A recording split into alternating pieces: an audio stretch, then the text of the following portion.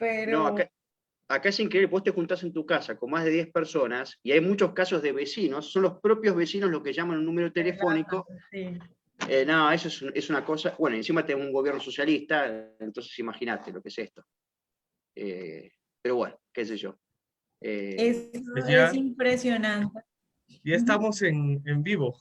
Ah, Es bueno. para Facebook. A ver, vamos a corroborar.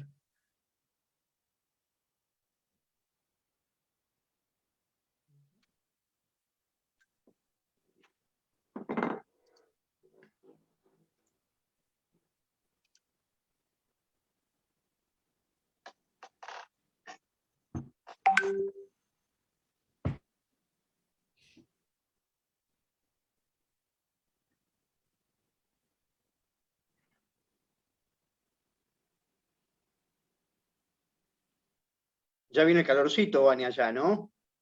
Más la primavera. Sí, Qué lindo. sí, sí, sí. Afortunadamente. No, mentiras, aunque yo a los latinos les da muy duro eso, pero yo disfruto como todo, o sea, está bien también la nieve y me gusta eso como de estar cambiando Claro, y de que adecuar me gusta. claro. Bueno, ya estamos en vivo, amigos. Muy buenas noches con todos los que nos ven a esta hora desde sus casas, desde sus trabajos, ¿no? Vía Facebook, por la página de Tsunami y Libertad. El día de hoy tengo el agrado de estar con dos referentes del tema que vamos a tratar hoy, ¿no? Del lenguaje ideologizado, ¿no? En primer lugar, quiero presentar a Vanessa Vallejo, una colombiana economista y comentarista, que fue editor en jefe del diario Panam Post y miembro de la mesa de trabajo del programa radial colombiano La Hora de la Verdad.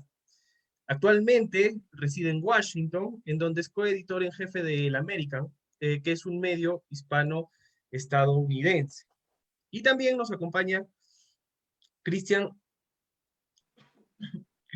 Iturralde, quien es un académico de varios institutos en Argentina, con reconocimiento por la Universidad Autónoma de Guadalajara. Sus libros han sido adquiridos por la librería del Congreso de Estados Unidos, nada menos, y es un conferencista internacional. Recientemente está por publicar su libro La Escuela de Frankfurt y el inicio de la nueva izquierda, que está prologado por Agustín Laje. ¿Qué tal? Muy buenas noches a ambos y nuevamente gracias por estar el día de hoy con nosotros. Pues bien, como ya dije, vamos a conversar sobre un tema que, digamos, es muy polémico en la actualidad, que está relacionado con la corrección política, que ha generado malestares, que ha generado discusiones, debates, por ejemplo, acá en Perú recientemente, ¿no?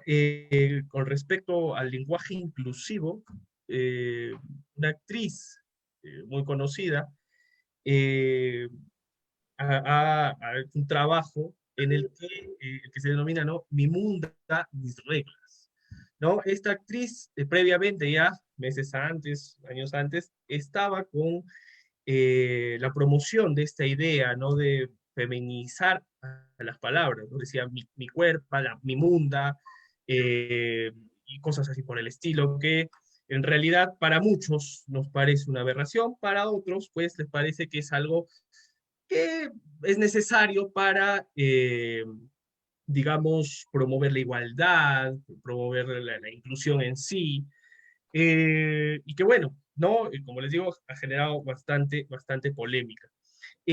Para empezar, quisiera preguntarles, empezaré por Vanessa, ¿cómo es que, ¿cómo es que nace este concepto de lenguaje inclusivo? Ujú. A ver, yo creo que es una situación que para algunos es una bobada, es decir, es gracioso y ya. Y hay mucha gente que te dice, pero ¿por qué le pones cuidado a eso? Eso no tiene mayor importancia. O sea, a mí me han dicho, ¿cómo vas a dejar de hablar de números para ponerte a hablar de unas locas que hablan de la cuerpa y de esas locuras que para muchos no tienen mayor importancia? La izquierda siempre ha tenido mucho cuidado con el lenguaje y ellos siempre hablan del lenguaje y dicen que el lenguaje es importante. Y nosotros seguimos haciéndonos los locos y tratándolos como, ay, ellos simplemente están diciendo bobadas y no tomamos en serio esa idea del lenguaje. Y esa idea del lenguaje es muy importante y es fundamental. Sí que es cierto que el lenguaje es importante para cómo la gente concibe y entiende el mundo. Voy a poner un ejemplo que tal vez la gente entienda mejor a cuando las chicas estas hablan de cuerpos y eso, pero que al final va a lo mismo. En Colombia, por ejemplo, después de que las FARC empezaron a tomarse el poder, ya no se hablaba de secuestrados, sino de retenidos. Entonces ya en los medios de comunicación no se decía el grupo guerrillero secuestró a tantas personas, sino tantas personas fueron retenidas por disidencias de las FARC. Eso tiene un gran impacto en la gente, porque una cosa es que seas retenido, eso suena como a que, bueno, te pararon por un ratito, ¿no? Y no son las FARC, son disidencias, hay unas FARC buenas y hay unas FARC malas. Y eso hizo que mucha gente empezara en Colombia tal vez a replantearse lo que había entendido que eran las FARC durante mucho tiempo. Ese ejemplo yo creo que la gente lo entiende más fácil, pero ese ejemplo es lo mismo que ocurre con todo esto del lenguaje inclusivo y con toda esta importancia que le da la izquierda al lenguaje. Lo mismo pasa, por ejemplo, con el aborto. Al aborto le dicen la interrupción, ¿no? Y esto, por ejemplo, cuando las encuestas, no encuestadoras de izquierda, sino simplemente organismos que quieren hacer encuestas y conocer las cifras de aborto, en las encuestas no se le pregunta a las mujeres si abortaron, sino si interrumpieron su proceso de embarazo. ¿Por qué? Porque es que a la gente, a las mujeres les da, hay mujeres a las que les da, digamos, se les dificulta decir que abortaron, pero si le dices interrumpiste el embarazo, entonces no se siente tan mal y ahí sí lo confiesa. Entonces, el lenguaje es fundamental para muchas cosas, para cómo la gente entiende la vida, para cómo la gente mira lo que está pasando a su alrededor, para cómo la gente se siente. Tú puedes decir lo mismo, es que eso debería ser algo que entendamos de manera básica porque es como nos relacionamos. Yo puedo decir la misma cosa de una buena forma y de una mala forma y así la persona va a reaccionar.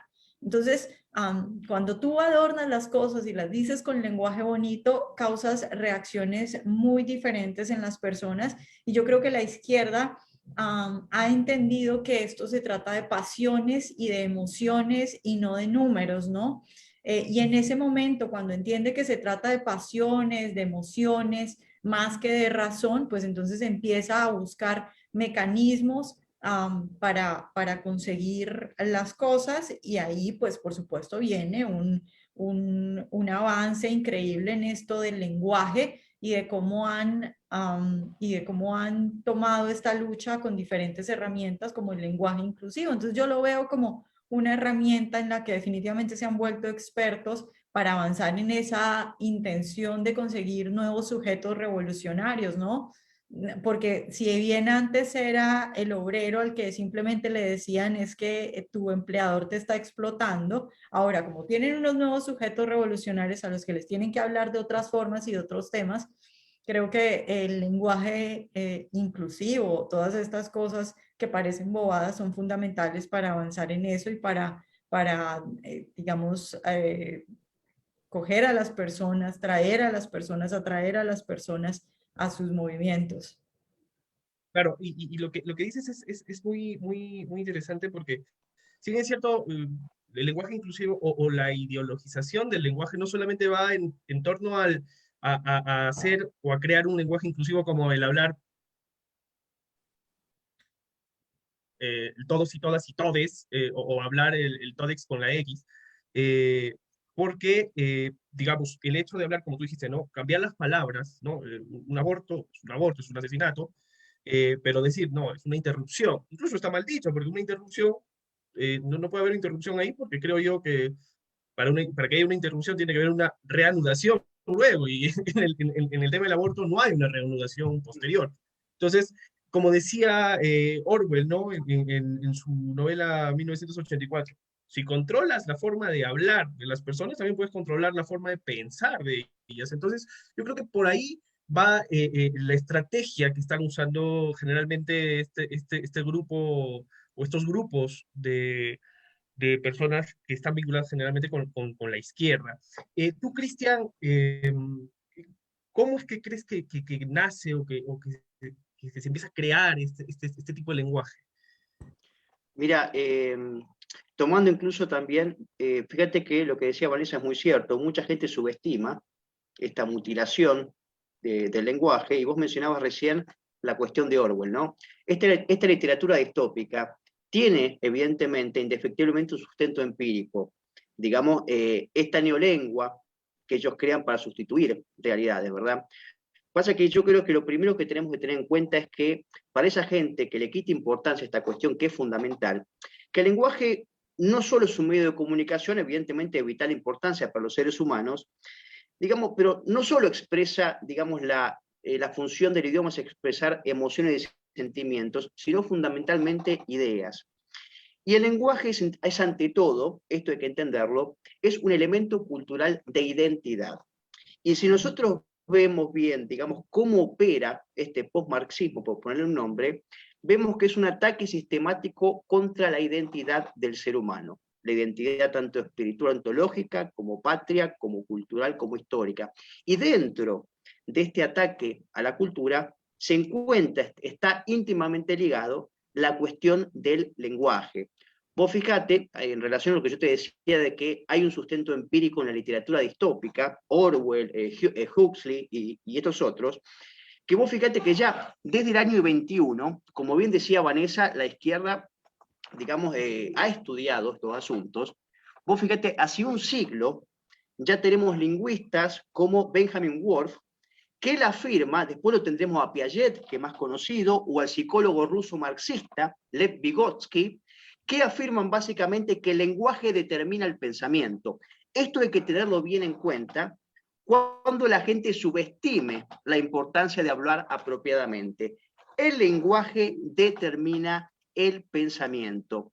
Hay una obra muy conocida, ahora no recuerdo el nombre, yo lo utilicé para mi libro sobre la escuela de Frankfurt, de este psicólogo ruso, que fue, digamos, su influencia fue decisiva para el desarrollo de la psicolingüística cognitiva moderna. Y bueno, esto fue aplicado luego en la psicología de masas que aplicaron los hombres de Frankfurt y en general todos los think tanks de este posmarxismo. Ahora bien, el cuidado de la pureza de los significados, es decir, la integridad idiomática, no es como muchos piensan una cuestión tal vez de vanidad intelectual, que no tiene una utilidad práctica. No, porque hablar mal, digamos, esta mala utilización del lenguaje, esta mutilación del lenguaje, trasciende ya la esfera semántica, por eso decimos que es una guerra semántica, pero más que eso, porque trasciende esta esfera y alcanza el plano del ser, es decir, que ya tiene no solo afecta, digamos, las funciones cognitivas del hombre, sino incluso espirituales. O sea, es una manipulación que repercute en estas ambas esferas. Y un mal lenguaje, hay que tenerlo bien en claro, digamos, cierra el camino a la verdad de las cosas. Yo recordaba leyendo otra vez un libro de Enrique Díaz Araujo, un gran historiador argentino que, bueno, ha escrito sobre varios temas. Tiene una obra que se llama La rebelión de la nada, donde él se encarga de analizar varios de estos deconstructivistas o exponentes de la nueva izquierda post-mayo del 68, y él aborda, en este caso, a Paulo Freire, ¿no? Aquel marxista brasileño.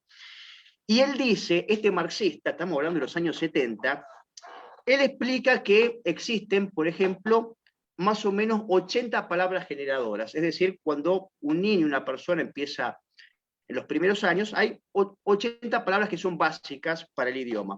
Bueno, lo que él termina sugiriendo, o sea, termina reduciendo esas 80 palabras generadoras, dice que con 15 son suficientes. Es decir, lo que él pretendía era embrutecer, de algún modo, a estas nuevas generaciones, y por supuesto que, digamos, con un lenguaje tan acotado, el pensamiento se reduce también. Si el lenguaje es más amplio, generalmente, bueno, uno tiene, digamos, de capacidad de otro tipo de pensamiento más abstracto, etc.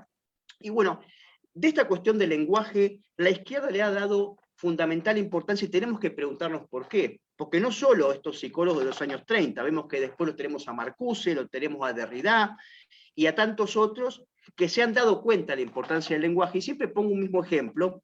Yo que estudié el caso de los pueblos precolombinos, nuestros ilustres y pacíficos hermanos nativos, vos fíjate lo que hacían ellos, especialmente las tribus que eran más belicosas, ¿no? Como los incas, los mayas y los aztecas.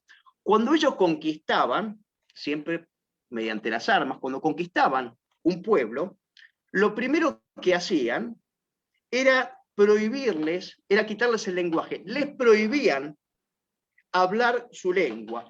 Cuestión, y claro, de esa, porque si vos le quitas la lengua a una nación, a una cultura, bueno, le estás quitando su identidad, porque si ellos no, o sea, ese pueblo conquistado por estos pueblos precolombinos, lógicamente que no tenían ya, al prohibírseles la lengua, bueno, ya no queda rastro, básicamente se diluye esa cultura. Entonces, mirá cómo varias culturas totalitarias y varias ideologías totalitarias pusieron especial énfasis en la cuestión del lenguaje. Y el lenguaje, cierro acá con esto, con esta idea que podremos discutir, determina el pensamiento. Por eso la izquierda está, digamos, tan enloquecida, presta tanta atención, tiene esta obsesión patológica por ir modificando lenguaje a un nivel absurdo, ¿no? Como hablamos de todas lo que ustedes están hablando. Pero me parecía importante remarcar digamos, los efectos que tiene esta mutilación del lenguaje, digamos, no solo a nivel político, sino cognitivo e incluso espiritual dentro del ser humano. Claro, y bueno, respecto a lo que decías, Cristian, yo creo que más que una, bueno, aparte de una mutilación, es una degradación total, y esto tiene que ver mucho las redes sociales, los medios de comunicación, las escuelas y las universidades, porque es ahí donde empiezan a, digamos, inculcar, a instruir a jóvenes, a la sociedad en general por medio de los medios de comunicación, en que estaría bien tener un lenguaje inclusivo, ¿no? Un lenguaje inclusivo de este tipo, ¿no? Deformando las palabras. Ahora bien, muchos dicen, muchos digamos, promotores de este lenguaje, dicen que esto forma parte de la evolución del lenguaje. He escuchado a algunos decir eso, ¿no? Eh, pero yo Perdón, considero de que el lenguaje se va, digamos, formando de manera espontánea, de acuerdo a los consensos cognitivos culturales, no por imposición. Ahora, respecto a eso, incluso Vanessa también dijo algo relacionado con respecto a eso de que, o sea, si bien es cierto, a muchos les puede parecer, bueno, pero ¿en qué me afecta a mí de que mi vecino, mi compañero, mi amigo hable todes? ¿En qué me afecta de que digan que el aborto es una interrupción y no es un asesinato? ¿En qué me afecta en que digan que existe la homofobia o la islamofobia, ¿no? En Europa, como se hablaba. Pues sí, si bien es cierto, puede que no nos afecte a tal magnitud como para decir, sí me está afectando, me está influyendo negativamente, pero el problema es cuando se empieza a generalizar y este grupo de personas toma el poder, porque ahí sí te la imponen. Y imponiéndotela, pues te generan o te censuras, ¿no? Lo que hace normalmente la corriente de la corrección política, ¿no? Entonces, en realidad, se tendría que ver como un peligro. Ahora, ¿hasta qué punto puede llegar o hasta qué, digamos, qué magnitud de peligro puede tener la imposición del lenguaje inclusivo, Vanessa? Am, yo me devuelvo un poquito a lo que decías ahora, porque es que aun cuando no te lo impongan, am, nosotros hablamos de política todo el día, digamos que, o por lo menos en mi caso, pues esa es incluso mi profesión, a eso es a lo que me dedico, ¿no? Entonces todo el día estoy pensando, estoy acostumbrada a leer algo y decir qué hay detrás de esto, ¿por qué publicaron esto? ¿Por qué ahora? ¿Por qué este político está haciendo tal cosa? Yo estoy acostumbrada a dudar, nosotros estamos acostumbrados a dudar.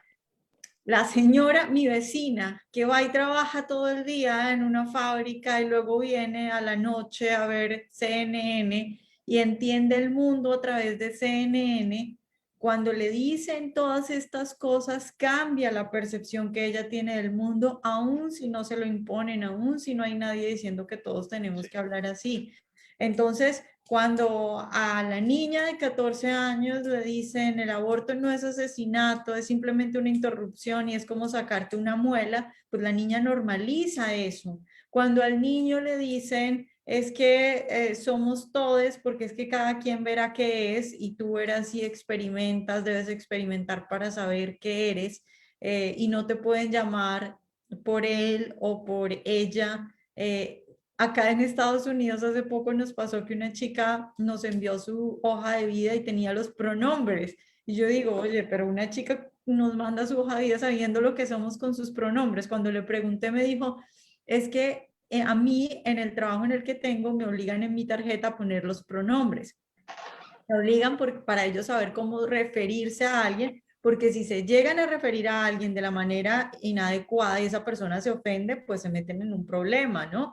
Entonces ya vas viendo cómo sin imponerlo siquiera, pues imponerlo en el tema de que haya una ley que imponga tal cosa, si estos grupos son tan fuertes, tan activistas, que logran que ciertos círculos, por ejemplo, académicos, ya utilicen ese lenguaje y sea una exigencia, pero además logran que la gente que los escucha cambie su percepción de las cosas solo por cómo estas personas hablan, ¿no? Entonces, a mí me parece muy peligroso por todo es decir, me parece que es una herramienta para conseguir cosas muy peligrosas, como por ejemplo que las niñas de 14 años crean que abortar es como sacarse una muela, o que los niños empiecen a creer que no se nace niño ni niña. A ver, si a mí a los, no sé, 12 años, que yo a los 12 años era una tonta, tal vez los niños de hoy a los 12 años no son tan tontos como yo lo era, pero sí, lo que yo recuerdo que era a los 12 años, si a mí a los 12 años mi mamá me hubiera dicho, bueno, es que si tú quieres ser la Mujer Maravilla y te tiras por la ventana, tal vez vueles, yo creo que me hubiera tirado.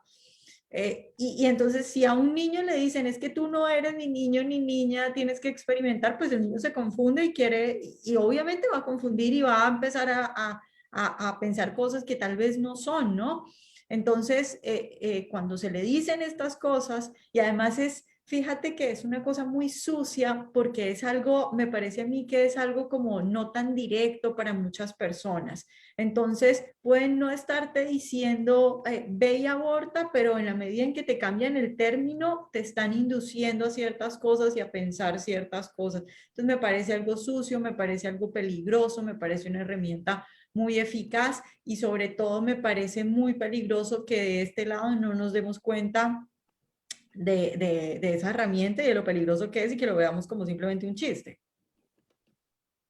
Ok, y Cristian, ¿tú qué opinas al respecto? Sí, sí, coincido con lo que dice Vanessa. Yo creo que básicamente podría ser que hay, digamos, tres grupos. Digamos, el establishment en general, yo creo que tiene, por decirlo, digamos, de un modo así sintético, tres estrategias. Yo creo que hay sujetos que son naturalmente pasivos, por ejemplo, como dice Vanessa, la persona capaz que ve la CNN o ese tipo de programas, y ya eso es suficiente para que la persona asuma como propios los postulados que quiere la hegemonía o el establishment. Después tenés otro grupo que, si bien intuye para mí que algo está mal, cede por la presión de grupo, ¿no? Por la teoría de la conformidad de grupo, ¿no? Aquella de Salomon Asch, creo que en los años 50, donde él prueba empíricamente, mediante un experimento, que la gente, para no quedar excluida, bueno, cede ante la presión mayoritaria, aún sabiendo que está cometiendo un absurdo. Y después el tercer grupo, bueno, es indudablemente el de la imposición. Quiero decir que también se reserva para sí el Estado, ¿no? El monopolio de la fuerza para reprimir a aquellos que piensan distinto. Es decir, hay gente que es más fácil de adoctrinar, no tienen que hacer mayores esfuerzos, pero para los díscolos, que seríamos nosotros, entonces, bueno, ahí ya el Estado te baja con toda la de la ley y te multa, te te mete en la cárcel o lo que fuere, ¿no? Pero sí, creo que es lamentable y te van atacando de distintos lados. Claro, y uno de los fundamentos de este lenguaje inclusivo es el, digamos, supuestamente promover la igualdad, ¿no?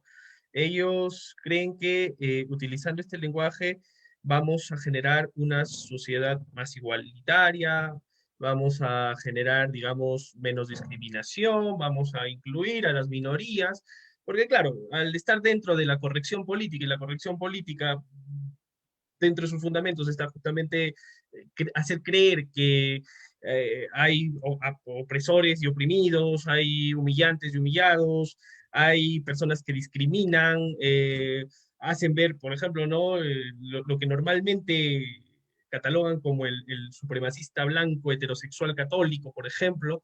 Entonces, en base a eso es que, digamos, es uno de los fundamentos que se intenta implantar este lenguaje inclusivo. ¿Ustedes creen que este lenguaje inclusivo podría promover la igualdad?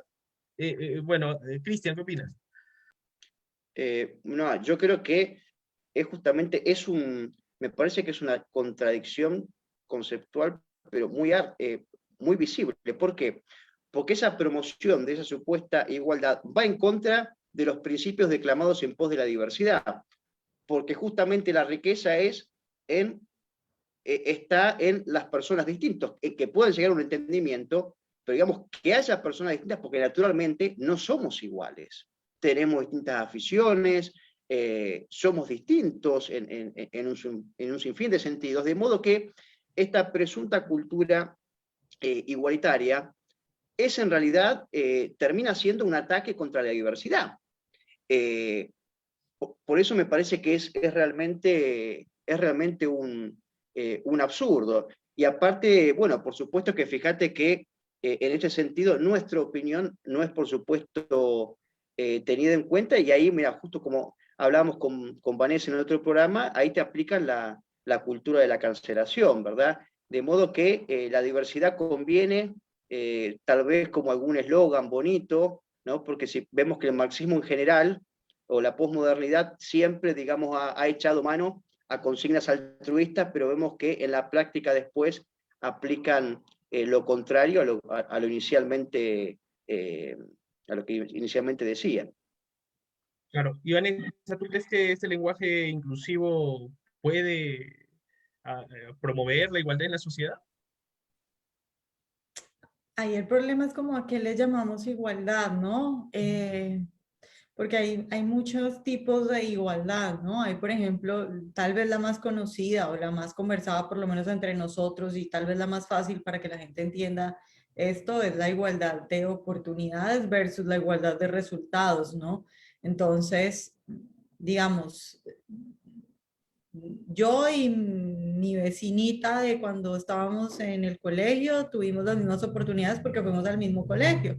Pero yo decidí una cosa y tuve resultados diferentes, y ella decidió otra cosa y tuvo resultados diferentes. Entonces, si mi vecinita decidió no seguir estudiando, sino pues dedicarse a otras cosas, pues tuvo resultados diferentes, y eso no es culpa de un establecimiento ni de que la sociedad sea de alguna forma, sino que son decisiones propias de cada persona, ¿no? Y bueno, yo obviamente defiendo la igualdad de oportunidades, más no la igualdad de resultados, porque cada quien además debe tener la libertad para hacer lo que quiera.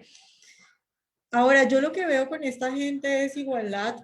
Es una igualdad, como todo en ellos, es una igualdad de lo que les conviene y de lo que les sirve para su causa, ¿no? Entonces tú ves cosas ridículas como es que los animales tienen los mismos derechos que los humanos. Pues lo siento, pero no, los animales no tienen ningún derecho. Tienen derecho a ser comidos por mí, a ser mi propiedad. No tienen ningún derecho.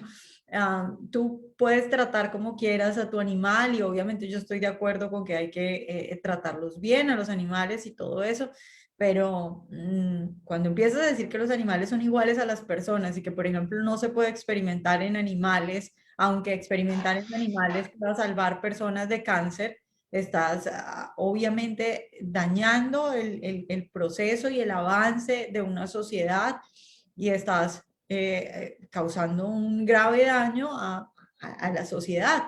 Y estás haciéndolo mediante esa supuesta igualdad. Entonces yo creo que la igualdad es simplemente una palabra que suena bonita y que ellos utilizan para acomodar a las causas que quieran llevar y a como les pueda servir según lo que les gusta, pero igualdad en realidad no. O sea, por ejemplo, cuando hablan de igualdad entre hombres y mujeres, ¿por qué no hablan de todas las cifras negativas que tienen los hombres? O sea, los hombres son los más, la mayor cantidad de homeless son hombres, la mayor cantidad de desempleados son hombres, la mayor cantidad de muertos en empleos riesgosos son hombres. Los hombres son los que asumen el papel difícil cuando hay una crisis y entonces van y trabajan de lo que sea. Y las mujeres no están, las feministas no están preocupadas porque haya igualdad y más mujeres puedan trabajar en lugares riesgosos o algo así, ¿no? Entonces ahí no les importa la igualdad. Entonces yo creo que simplemente hay que entender que son sucios y que esa palabra igualdad suena bonito y la usan según les convenga, ¿no? Sí, como dice Vanessa, quería agregar una cosita. Claro, creo que estamos a favor todos nosotros, igualdad ante la ley, que no es lo mismo que igualdad mediante la ley. A mí, ¿por qué me tienen que obligar a mí a pensar de determinada manera o a hablar de determinada manera, ¿no? Igualdad ante la ley, creo que estamos todos de acuerdo. Claro, sí, y parte digamos, o mejor dicho, el lenguaje inclusivo forma, es parte integrante de este neomarxismo cultural, ¿no? Que, bueno, el marxismo en cuestiones económicas ya ha sido superado y ahora quieren, digamos, mediante el neomarxismo, los izquierdistas, imponer este tipo de, digamos, de prácticas en la sociedad. Entonces, muchas personas escuchan esto, ¿no? Dicen, sí, bueno, dicen que el lenguaje inclusivo forma parte del neomarxismo. Pero, ¿qué es el neomarxismo?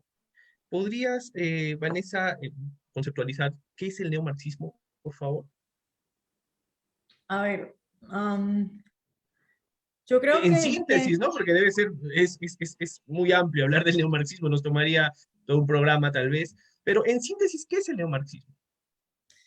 yo creo que hay que, a mí tal vez la palabra que me gusta para hablar de estos, los progresistas, el progresismo, ¿no?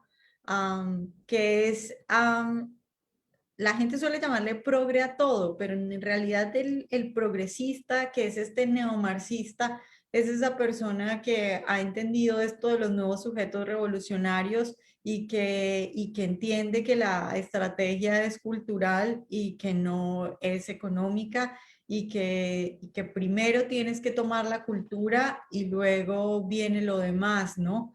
Ese es el neomarxismo, que además viene con unas cuestiones bastante interesantes y bastante innovadoras, diría yo, porque por ejemplo cuando empiezan a tomar cosas del psicoanálisis y empiezan a hablar, por ejemplo, de la revolución sexual, obviamente era una cuestión muy llamativa para una generación que en ese momento estaba viviendo en unas condiciones muy diferentes a las que vivimos actualmente, y llega esta gente a decirles, hagan lo que quieran, todo está bien, el desorden, todos los problemas que usted tenga en la vida tienen que ver porque se reprimen sus instintos sexuales, o sea, que adelante y haga lo que quiera. Obviamente es un discurso muy atractivo y ya sabes, todo este movimiento de los 60 y la liberación sexual y todo esto es súper atractivo.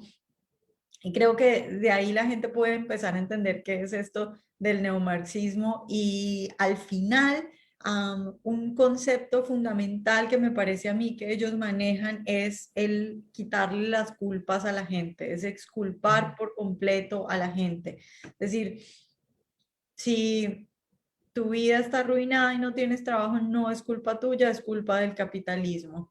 Si tu esposo te dejó, no tienes ninguna culpa, es culpa del machismo y de este sistema heteropatriarcal. Si quedaste en embarazo, no es culpa tuya por haber tenido relaciones sexuales, y puedes abortar libremente. Nunca tienes la culpa. Entonces es muy chévere uno estar rodeado de gente que te dice que puedes hacer lo que quieras y que además no tienes la culpa de nada, ¿no? Y eso, por supuesto, es mucho más agradable que estar afiliado a luego un movimiento político, unas ideas políticas que te dicen, no, tú eres responsable de tus actos, tienes que tener en cuenta que las cosas funcionen así, que no se puede estar regalando todo, que no es tan atractivo como si lo son ellos. Entonces yo creo que hay por ahí una frase que utiliza un amigo que es como un helado de mierda, o sea, se ve bonito, parece que sabe rico, pero luego cuando lo muerdes es mierda, porque luego esta gente no está feliz, o sea, todos sabemos las desgracias que trae el socialismo a nivel económico, eso es, digamos, relativamente fácil de decirle a la gente y de explicarle a la gente, pero a mí todavía me cuesta a veces explicarle a la gente las desgracias que trae la degeneración moral y todo este tipo de cosas, ¿no? Esas personas no son felices, no son felices. No me vas a decir que una mujer después de abortar y haber matado a su hijo no tiene ninguna consecuencia y no se siente mal, ¿no?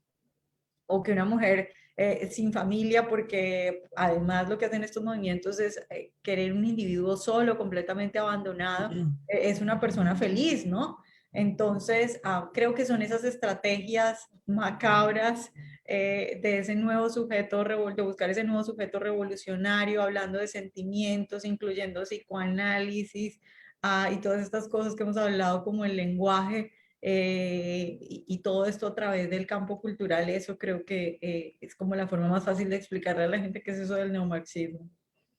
Claro, ahora, lo que dices es importante porque sí, muchas veces nosotros tratamos de romantizar los hechos, ¿no? Tratamos de romantizar ciertos actos, eh, y no lo racionalizamos, ¿no? Entonces decimos, que bueno, puedes hacer una revolución, pero muchas veces las revoluciones, las revueltas, las protestas no tienen una base, digamos, filosófica o una base conceptual o una base, digamos, de conocimientos que te haga, digamos, hacer las cosas por convicción. Lo hace solamente por simple romanticismo, por simple emocionalidad, ¿no? Y como dicen algunos, ya estamos entrando a la era de la democracia, hablando de gobiernos, ¿no? Porque todo va a ser basado en la emoción más que en la razón y bueno, es parte de este posmodernismo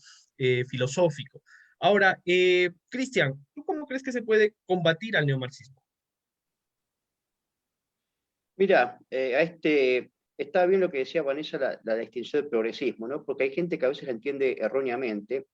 O fíjate, por ejemplo, esta Gloria Álvarez, que tiene un libro Cómo hablar con un progre, o sea, supuestamente para digamos, un libro contra los progres, y bueno, digamos que ser antiprogre no es sola o exclusivamente, porque sería un reduccionismo, estar a favor de la propiedad privada, contra el populismo, contra la intervención del Estado. Esto por un lado. Nosotros no estamos hablando de cuestiones culturales. Mira, yo creo que para combatir esto, bueno, primeramente es recuperar el pensamiento crítico, ¿verdad? Esto yo creo que es fundamental, porque lo que han pretendido hacer estos tipos, yo digo, a partir por lo menos de los hombres de la escuela de Frankfurt, y después de sus discípulos ya más abocados a la cuestión del posmodernismo, bueno, acuérdate que para ellos todo lo personal automáticamente es político, lo que es subjetivo, algo, digamos, propio, inherente de la persona, automáticamente lo universalizan como si fuera una verdad absoluta. Entonces creo que el pensamiento crítico, y me parece que tenemos que tener más confianza en nosotros mismos, en la condición natural del hombre. Digo, el hombre, esto lo hablaba con, hay un doctor en arte chileno, un amigo que se llama Ricardo Ramírez, y él habla, y esto es aplicable a cualquier esfera, me parece a mí, no solo a la del arte. Digamos, la persona tiene la capacidad, naturalmente, para poder inteligir la belleza, para saber lo que es bueno. Y la izquierda lo que quiere hacer es, digamos, nos quiere convencer de que necesitamos una explicación engorrosa de un Foucault o de un Derrida para decirnos a nosotros lo que es bello y lo que es feo. Hay cosas que objetivamente nosotros sabemos que son feas, no te lo tienen que explicar, pero la gente tiene que recuperar esa confianza de saber. Primero, hay que recuperar el pensamiento crítico y el sentido común y confiar en nuestra capacidad, en nuestras intuiciones sobre los fenómenos que se van dando, ¿verdad? Porque estas cosas que pasan, la gente enseguida tiene una reacción contra esto, pero claro, después habla con una persona, con la otra, lee alguna explicación de los medios y dicen, bueno, capaz yo en ese sentido no.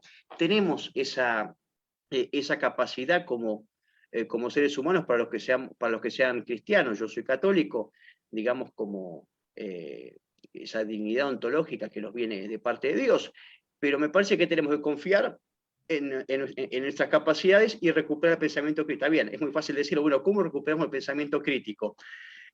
Por lo pronto creo que lo que es fundamental es formarnos, como digo siempre, por lo menos formarnos, no hay tiempo para leer todo. Había un buen amigo que decía, bueno, lea los clásicos, si no tiene tiempo para todo, pero ante todo tenemos que perder el miedo. Yo creo que mucha más gente de la que nosotros pensamos a priori está de acuerdo con nosotros, pero tiene miedo a la condena social, gracias al correctismo político, que es una herramienta fundamental que tiene la izquierda para acallar, ¿verdad?, las voluntades. Pero creo que tenemos que perder el miedo y empezar a hablar, a compartir nuestras opiniones, nuestros conocimientos, con nuestros círculos inmediatos, y bueno, eso se irá replicando indefectiblemente hasta lograr una mayor influencia.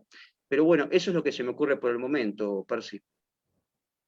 Gracias, Cristian. Y bueno, Vanessa, tú que vives en Estados Unidos, ¿cómo es que se está dando este tipo de, digamos, de promoción del lenguaje inclusivo allá? Digamos, la situación está crítica, se le está dando la batalla aún, o ya es un caso perdido, como dicen algunos, o sea, ya es la perdición o la decadencia de Occidente, empezando por Estados Unidos. ¿Cómo están las cosas por allá?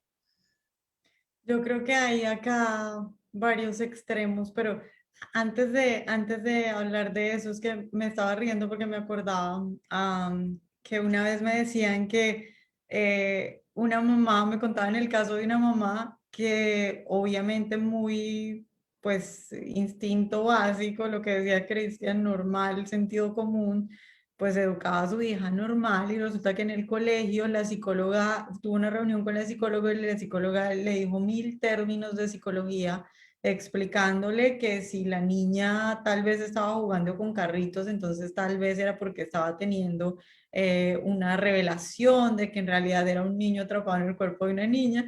Y me contaban cómo la mamá empezó a dudar después de hablar con la psicóloga, porque dijo, bueno, ella es psicóloga, ella estudió, me dijo, me hablaba con todos estos términos y todo este tipo de cosas. Entonces, claro, una vez más, ellos utilizan, yo creo que una de las armas que también puede sonar abobada, pero a mí me parece que es muy, muy importante, es burlarnos de eso.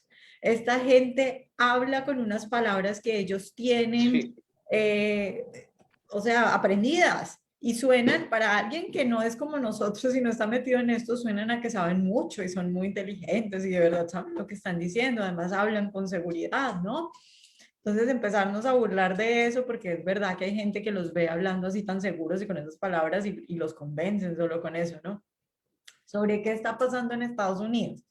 A ver, yo creo que acá hay muchas cosas como contradictorias que están pasando. Sí está avanzando mucho la izquierda y se ven cosas impresionantes, pero luego de otro lado también ves cosas que dices, ok, esto me da esperanza, ¿no? Por ejemplo, yo tengo un amigo médico que me decía el otro día, es que a mí me enseñan que si un niño se quiere poner hormonas, pues yo le tengo que dar las hormonas y me enseñan qué dosis le tengo que dar. O sea, imagínate tú ser como nosotros, estudiar medicina y que te estén enseñando qué dosis darle a un niño de hormonas.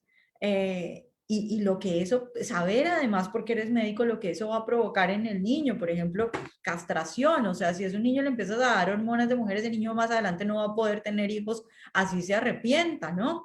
Y todo el daño que eso trae. Entonces, eso ya lo ves acá en las escuelas, eso ya lo ves te estoy hablando de las escuelas de medicina, luego si vas a las escuelas de niños, también ves ese tipo de cosas. De hecho, hace poco salió un caso de una escuela, digamos, de muy alta clase acá en Estados Unidos, donde estudian hijos de famosos y eso, y se supone que es una escuela católica, pero les están enseñando cosas que no tienen que ver para nada con eso, y cosas que ponen muy mal a los padres, y hay como un enfrentamiento ahí, un intento de pelea, pero tampoco quieren que sea muy público porque hay muchas cosas ahí. Obviamente el papá no quiere que la cojan contra su hijo le va a decir, papá, es que si dices tal cosa, entonces va a haber algún tipo de represalia contra mí. No quieren tampoco que se haga público. Entonces es muy difícil esas cosas de los colegios. Y ves cómo avanza, pero entonces si luego del otro lado ves cómo avanza también la reacción, te calmas un poco. Entonces, por ejemplo, yo viví un tiempo en Virginia. Virginia está acá a nada de Washington. Y Virginia, aunque ahora es un estado azul, durante muchos años fue un estado muy republicano, muy rojo, y todavía guarda esas tradiciones. En Virginia, por ejemplo, puedes comprar un arma tranquilamente, puedes ir a ser parte de las milicias y practicar. Y viví en un lugar donde alrededor de mí, de la casa donde yo estaba, todas las familias hacían homeschooling, y tenían de 5 niños en adelante, porque pues además tenían ciertas creencias religiosas, entonces súper conservadores, y entre ellos educaban a los niños, ¿no? Y cuando a ti hay una idea, por ejemplo, de que el homeschooling es para gente de mucha plata y que puede pagar un tutor privado, o que se puede dar el lujo de no ir a trabajar y tener a sus niños, pero esta gente no era así, sino que entre ellos se organizaban para darle los papás clases a los niños. Entonces el papá, que era ingeniero químico, daba clases de química a todos los niños tal día que él podía. Y la mamá, que no trabajaba, entonces cuidaba a esos niños. Es decir, una organización que uno dice, wow, esto definitivamente es súper libertario en el buen sentido de la palabra, porque ya esa palabra está muy, muy dañada. Es súper libertario. Y es súper bonito ver cómo la gente busca soluciones a esas cosas. Ok, no puedo pelear con este colegio, me canso y hago yo mi propio sistema educativo con mis niños, y veo cómo lo organizo, ¿no? Y entonces luego tienes, por ejemplo, hace poco la hija de un amigo mío que trabaja acá en Washington vino acá a Washington simplemente a reunirse con gente que hace homeschooling porque lo quiere replicar en Colombia. Entonces, cuando ves ese tipo de cosas, te das cuenta que la reacción es fuerte, y que acá en Estados Unidos, además, es que tienes unas concepciones diferentes de muchas cosas, ¿no? Cuando desde la Constitución, desde los padres fundadores, la gente entiende el derecho a portar armas, el derecho a hacer con tu vida lo que quieras. Hay discusiones filosóficas acá de qué puedes y qué no puedes hacer con tu vida, y cómo el gobierno no debe intervenir en eso. Creo que tienes una sociedad fuerte para protegerse de ciertas cosas que están avanzando, pero que otras van a frenar eso y van a buscar alternativas. Pero ahora, y entiendo que en Estados Unidos esto, lo del correctismo político, o de la corrección política, ha influido también en las palabras o en el lenguaje, en el sentido de que eh, no se pueden decir ciertas palabras porque son ofensivas. ¿Eso es cierto, Vanessa? Por ejemplo, no puedes decirle a alguien de color, o a algún afroamericano, ahora ya no le puedes decir que es de color negro porque lo ofendes y pues puedes estar censurado. ¿Eso es cierto? Sí, sí, esa es la palabra prohibida. Incluso se la saben en español. No puedes decir, no puedes decir negro tampoco. Y eso es muy triste, porque ¿sabes qué pasa? Hay un video en el que están entrevistando a Freeman, y él es un judío el que lo entrevista, y el judío le dice, ¿qué piensas del Día de la Historia Negra? Y él dice, no quiero ningún día de la historia negra. Sí. Tú eres judío, tú quieres un día de la historia judía, y él le dice, no quiero bueno, yo tampoco quiero un día de la historia negra. Entonces el entrevistador le pregunta, y si no tienes ese tipo de cosas, ¿cómo vamos a acabar con el racismo? Y Freeman lo que le dice es, pues dejando de hablar de eso, para de llamarme persona negra, me vas a llamar por mi nombre, yo no te voy a llamar persona judía, te voy a llamar por tu nombre y vamos a hablar, paremos de hablar de esto. Pero ¿qué es lo que hacen estos grupos que supuestamente son antirracistas? Una y otra vez, negros contra blancos, es que a este tipo lo mataron porque era negro. Entonces, cuando haces eso, obviamente creas un resentimiento continuo en la gente al punto en el que ni siquiera puedes utilizar una palabra porque es ofensiva. O sea, yo, por ejemplo, que soy de Colombia, en Colombia, yo vengo de la ciudad con mayor integración racial de Colombia, que está muy cerca al Pacífico, y en Colombia está muy bien decirle a alguien negro y es una cuestión de cariño, o sea, tú le dices negrito, a tu esposo le puedes decir negrito, te sirvo la comida y es una cuestión de cariño, ¿me entiendes? No hay ningún problema con eso.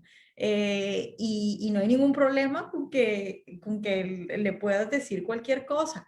Sin embargo, acá, pues, digamos que ese tipo de cosas están avanzadas y es una tristeza eso. Claro, Mira, claro. agregándolo de Vanessa, perdón, que justo me hizo acordar lo de Negrito, hubo hace poco, mirá hasta el absurdo que llega el correctismo político, capaz Vanessa lo conoce, vos Percy, el caso de Cavani, que es un jugador uruguayo, es un delantero uruguayo que ahora juega para el Manchester United. Hizo una publicación, pero con un amigo de él, a un amigo que no sé si le envió un elogio o algo, y él le dice, bueno, gracias Negrito, nos vemos, pero en esos términos, estaba hablando con un amigo.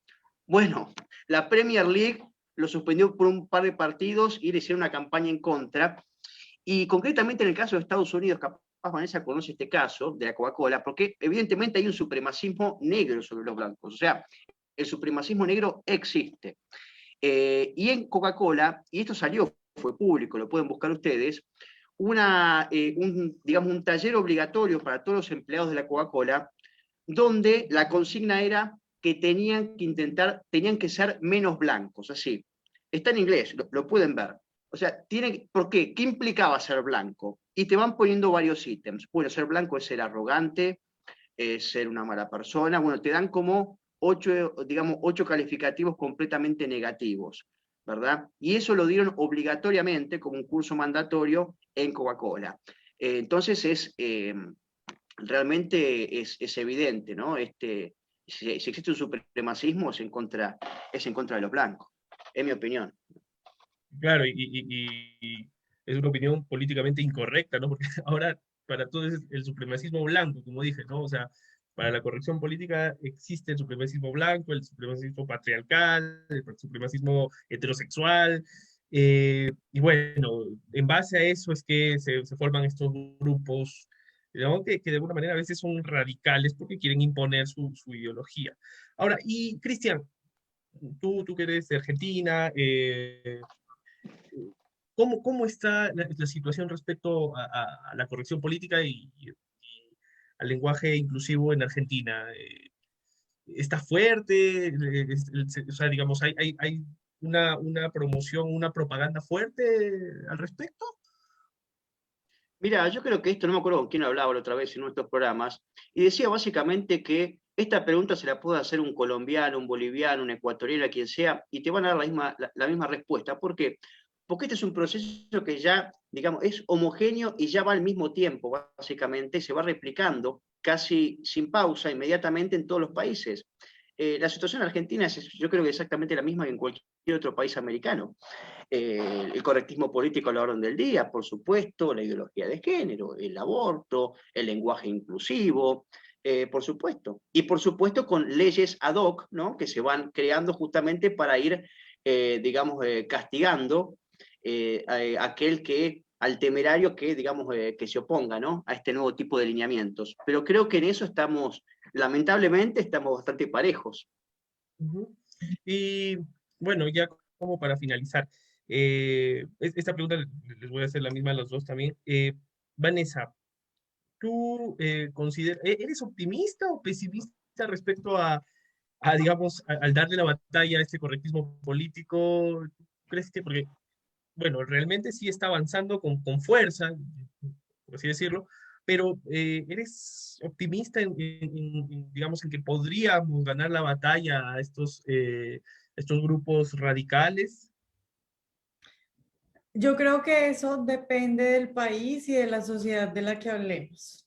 Si tú, mira, a mí, por ejemplo, la gente me decía, wow, es que a mí me sorprendió mucho lo de Chile, cómo es que pasó todo esto. Yo les decía, a mí no me sorprendió para nada, yo eso lo veía venir hace rato, porque si bien Chile era el país y sigue aún siendo el país más próspero de la región, Chile tiene una sociedad que hace rato se estaba degradando. O sea, cuando tú veías eso de que ponían bombas en las puertas de las iglesias, ese feminismo tan radical, que eso, yo los invito a que, bueno, cuando vayan a Colombia, tengan en cuenta eso y noten eso. Eso, por ejemplo, en Colombia no pegó. O sea, en Colombia ser feminista es como no. En Colombia está de moda ser una mujer guapa y tener un buen esposo. Eso Ah, no, qué bien. eso no pegó mucho, ¿no? Pero cuando en Chile tienes ese feminismo tan radical, tienes esos abortistas tan radicales, tienes que lo cool es ser de izquierda y todo este tipo de cosas, y está súper bien visto. Tú te das cuenta que la sociedad está mal, ¿no? Y cuando la sociedad está mal, a ver, los cambios económicos son difíciles, pero no son en nada comparados a los cambios sociales y culturales. Es decir, yo puedo cambiar de presidente y si tengo, digamos, coraje y buena fuerza, puedo sacar adelante las cosas y cambiar las medidas económicas. Y eso se puede hacer en 4 años. Pero cambiar la concepción de una sociedad, los valores dañados, la moral, la ética arruinada, las ideas religiosas pisoteadas, eso tarda generaciones. Eh, Tú no puedes cambiarle los valores a alguien que fue educado desde chiquito con este tipo de cosas. Es muy difícil, es muy difícil. ¿Y cómo lo vas a hacer además? ¿Mediante qué medios? Si la familia, esa familia no fue lo suficientemente fuerte para protegerlo de esa basura que venía de afuera, ¿cómo lo vas a hacer? Si los medios están tomados, las universidades están tomadas, la academia está tomada. Es muy difícil que desde arriba alguien, incluso si llegara al poder, pudiera cambiar eso.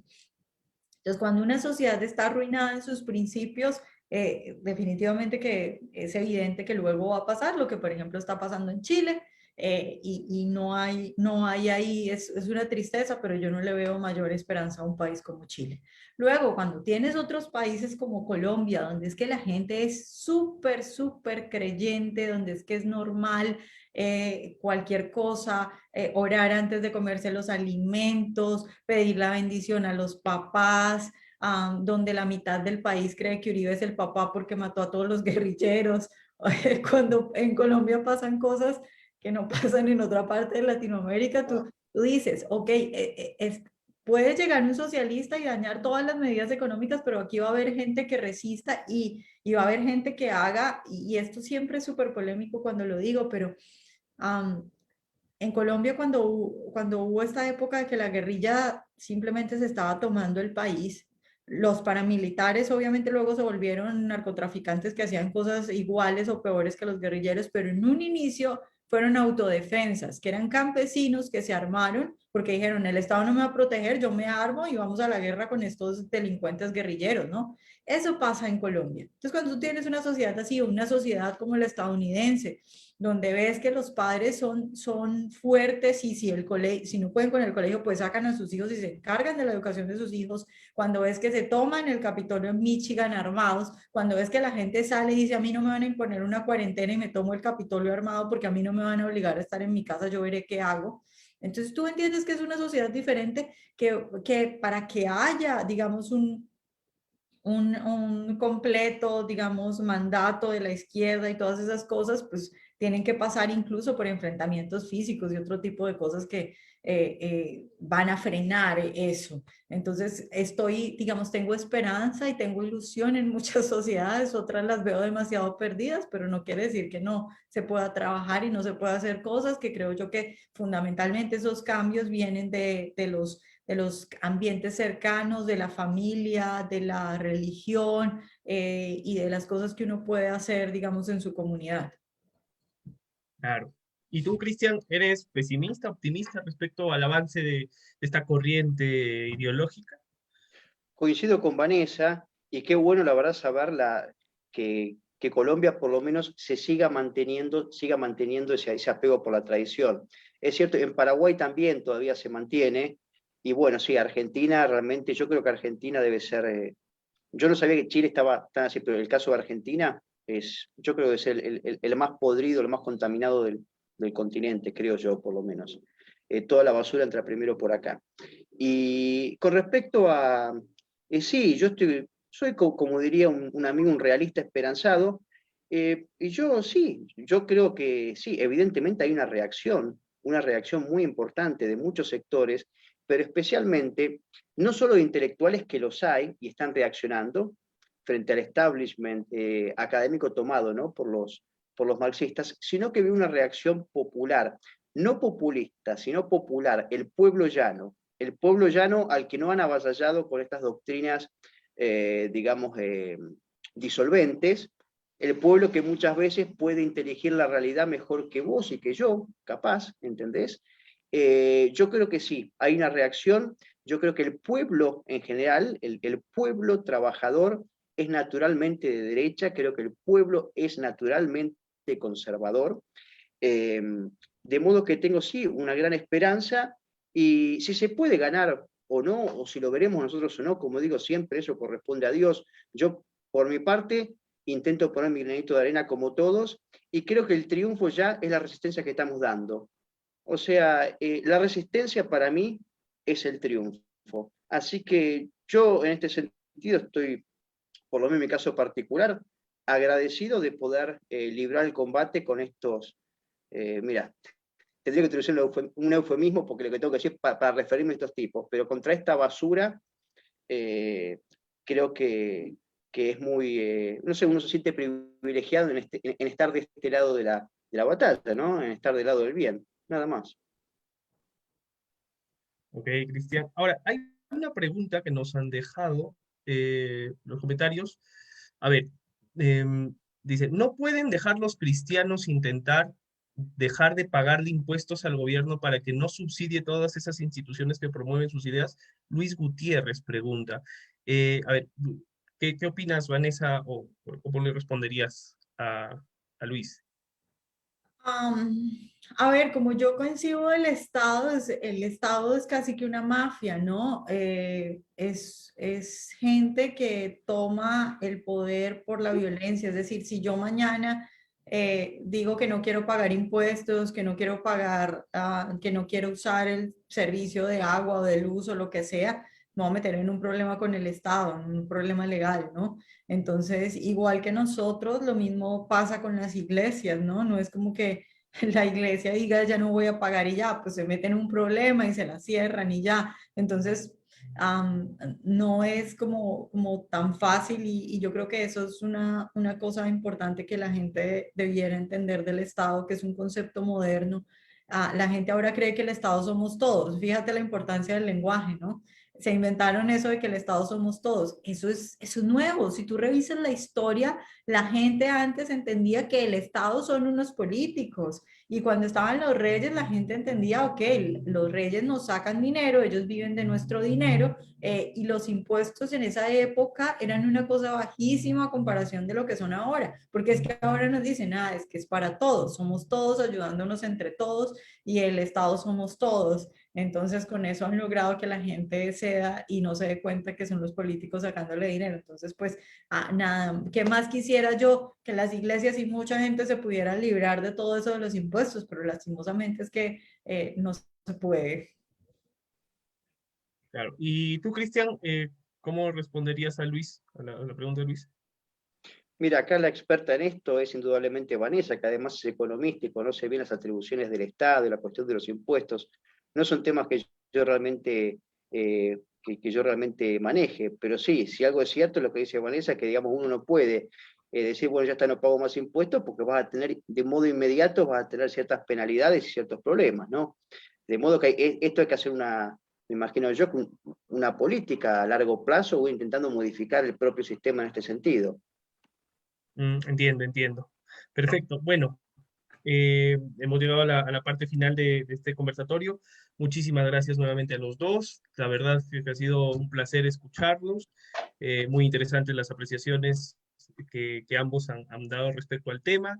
Espero que más adelante, en un futuro, podamos volver a tener este tipo de espacios para conversar de temas como este, que realmente son necesarios difundirlos y promoverlos en la sociedad. Muchísimas gracias nuevamente y que tengan muy buenas noches.